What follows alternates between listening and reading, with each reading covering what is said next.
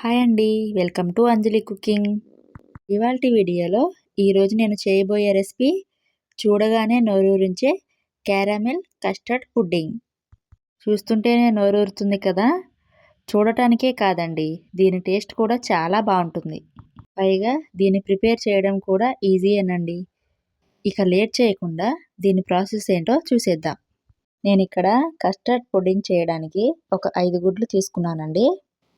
మీరు చేసుకునే క్వాంటిటీని బట్టి ఎన్ని గుడ్లు కావాలో తీసుకోండి.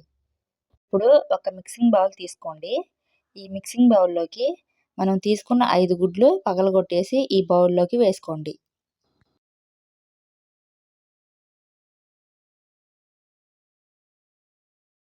ఇలా గుడ్లన్నీ పగలగొట్టి వేసుకున్నాక మీ దగ్గర విస్కర్ ఉంటే ఆ విస్కర్తో బాగా బీట్ చేసుకోవాలి. విస్కర్ లేని వాళ్ళు ఫోర్క్ స్పూన్తో అయినా కూడా బీట్ చేసుకోవచ్చు. ఇలా బాగా బీట్ చేశాక ఇందులోనే 1/2 కప్పు వరకు బెల్లం తురుము వేసుకోండి. ఈ బెల్లం ప్లేస్లో మీరు కావాలంటే పంచదార అయినా తీసుకోవచ్చు. స్వీట్ తక్కువ తినే వాళ్ళైతే నేను చెప్పిన బెల్లం కరెక్ట్గా సరిపోతుందండి. లేదా ఎక్కువ తినే వాళ్ళైతే 1/4 కప్పు వరకు బెల్లం వేసుకోండి. ఇప్పుడు 1 కప్పు కాచి చల్లార్చిన పాలు పోసుకోండి. తర్వాత 1 టీ స్పూన్ వెనిలా ఎసెన్స్ కూడా వేసుకోండి. ఒకవేళ మీ దగ్గర వెనిలా ఎసెన్స్ లేకపోతే 1 స్పూన్ ఇలాచీ పౌడర్ అయినా వేసుకోండి. అలాగే ఒక చిటికెడంతా ఉప్పు కూడా వేసుకొని దీన్ని బాగా మిక్స్ చేసుకోండి. ఇప్పుడు ఇందులోకి 2 టేబుల్ స్పూన్ల వరకు కస్టర్డ్ పౌడర్ వేసుకోవాలి. మీ దగ్గర కస్టర్డ్ పౌడర్ లేకపోతే 2 టేబుల్ స్పూన్ల వరకు కార్న్‌ఫ్లోర్ అయినా యూస్ చేసుకోవచ్చు. ఇలా కస్టర్డ్ పౌడర్ వేశాక ఎక్కడ గడ్డలు అనేది లేకుండా బాగా మిక్స్ చేసుకోవాలి. ఇప్పుడు మనకి పుడ్డింగ్ కోసం కస్టర్డ్ మిక్స్ రెడీ అయిందండి. ఇప్పుడు దీన్ని పక్కన ఉంచండి. ఇప్పుడు పుడ్డింగ్ కోసం మనం క్యారమెల్ ప్రిపేర్ చేసుకుందామండి. దానికోసం ముందుగా స్టవ్ పై ప్యాన్ పెట్టేసి ఇందులో 1/2 కప్పు వరకు పంచదార వేసుకోండి. ఫస్ట్ దీన్ని హై ఫ్లేమ్లో ఉంచి కరిగించండి. ఇలా కరగటం స్టార్ట్ అయ్యాక లో ఫ్లేమ్లోనే ఉంచి క్యారమెల్ ప్రిపేర్ చేసుకోవాలి. లేదంటే మాడిపోతుందండి. ఇలా క్యారమెల్ ప్రిపేర్ అయిన వెంటనే స్టవ్ ఆపేసి ఏదైనా ఒక గిన్నెలోకి కానీ లేదా కేక్ ప్యాన్లోకి కానీ దీన్ని ట్రాన్స్ఫర్ చేసుకోండి.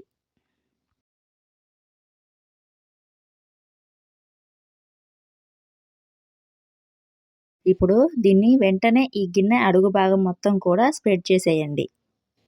లేదంటే వెంటనే స్టిక్ అయిపోతుందండి. చూడండి, ఈ విధంగా గిన్నె అంతా కూడా స్ప్రెడ్ చేసుకోవాలి.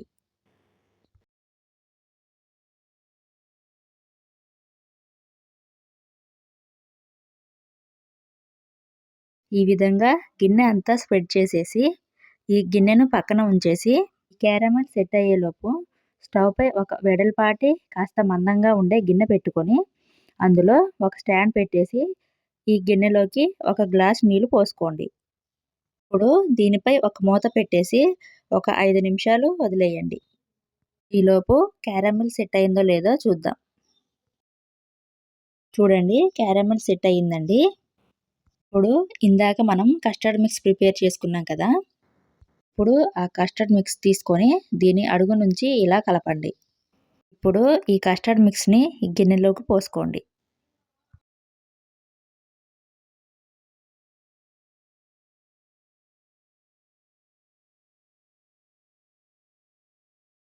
ఇప్పుడు ఈ గిన్నెను మనం ముందుగానే స్టవ్ పై ఒక గిన్నెలో స్టాండ్ పెట్టి వాటర్ పోసాం కదా, ఇందులోకి కస్టర్డ్ మిక్స్ గిన్నెను పెట్టుకోవాలి.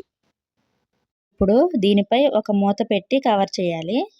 ఇప్పుడు మరొక ప్లేట్ తీసుకొని ఆవిరి బయటికి పోకుండా దీనిపై కూడా కవర్ చేసుకోవాలి. దీన్ని మీడియం ఫ్లేమ్లోనే 30 నిమిషాలు ఉడికించాలి. 30 నిమిషాలు పట్టిందండి ఇది ఉడకటానికి. ఇప్పుడు ఇది కుక్ అయిందో లేదో చూద్దామండి. ఒక చాక్ తీసుకొని ఇలా గుచ్చి చూస్తే చాకుకి పిండి అంటకుండా ఇలా నీట్గా బయటకు వచ్చిందంటే పుడ్డింగ్ కుక్ అయినట్టే అండి. ఇది కుక్ అయింది కాబట్టి దీన్ని పక్కకు దించేసుకుందామండి. ఇప్పుడు దీన్ని పూర్తిగా చల్లారనివ్వాలి. ఈ పుడ్డింగ్ 1 గంట తర్వాత పూర్తిగా చల్లారిందండి. ఒకసారి చుట్టూ కూడా ఇలా చాక్తో ఇలా లూజ్ చేసుకోవాలి. ఇలా చేస్తే గిన్నె నుండి పుడ్డింగ్ ఈజీగా డీమోల్డ్ అవుతుందండి.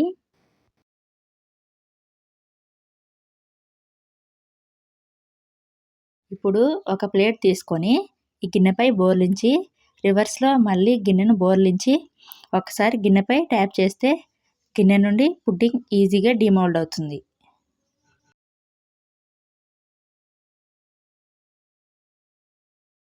చూసారు కదా, క్యారమెల్ కస్టర్డ్ పుడ్డింగ్ చాలా బాగా వచ్చింది కదా. ఒకసారి దీన్ని కట్ చేసి చూపిస్తానండి.